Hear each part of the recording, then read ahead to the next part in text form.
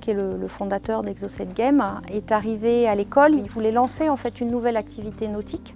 Il imaginait au départ pouvoir acheter en fait des bateaux correspondant à son usage pour pouvoir développer son activité nautique avec son jeu, son carte nautique. En faisant une étude de marché et un état de l'art, il s'est rendu compte qu'en fait il n'avait pas à disposition sur le marché un bateau qui correspondait vraiment à ce qu'il souhaitait pouvoir proposer en termes d'expérience utilisateur.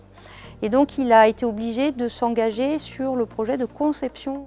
Un bateau, c'est un assemblage de plein de technologies et il y a des briques technologiques sur lesquelles il y avait vraiment des vrais questionnements techniques. Et donc on l'a mis en relation avec la plateforme Mécatronique qui, avec lui, a travaillé sur un certain nombre d'éléments, notamment la partie motorisation, mécanique, les foils.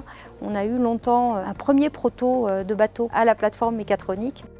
J'ai été gérant d'une base nautique pendant 6 ans, qui m'a donné l'idée de créer un produit. Je me suis aperçu que les pratiquants de base nautique avaient de plus en plus de mal à pratiquer le sport nautique parce qu'il fallait se changer, parce qu'il fallait se mouiller. Et donc je me suis posé la question, quelle activité on pourrait créer sur l'eau pour permettre au maximum de personnes de s'amuser.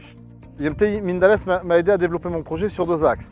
Le premier sur une approche de la construction du projet, très clairement, c'est-à-dire de l'élaboration. Avec une certaine quantité de devoirs certes à faire, mais indispensables sur la définition, sur les études de marché, sur la définition du projet en lui-même, non pas technique, mais essentiellement marketing, commercial et de savoir un peu comment on pouvait l'aborder. Le deuxième axe, qui a été tout aussi important, c'est sur l'approche développement technique, avec la mise à disposition de chercheurs, de machines, d'outils, de compétences techniques qui nous ont permis en fait de pouvoir mieux définir le projet et surtout de pouvoir créer des prototypes.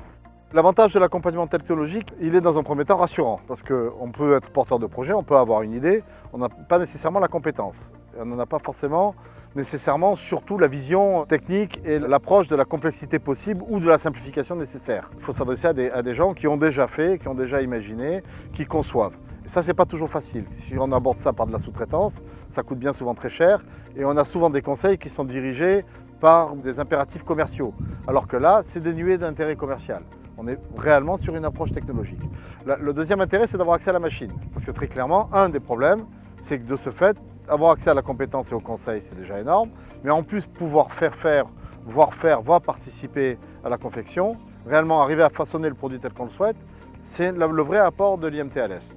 La force de l'équipe de l'incubateur, c'est qu'ils savent à la fois accompagner avec toute la bienfaisance et la bienséance et l'empathie nécessaire, tout en étant, somme toute, le juge. Et il vaut mieux que ce soit les gens qui nous accompagnent, qui soient critiques et qui soient juges, plutôt que de s'apercevoir à la fin que ce soit le banquier ou les clients qui jugent trop durement. Et là-dessus, on peut dire que l'incubateur IMT-ALES manage parfaitement bien cette approche-là.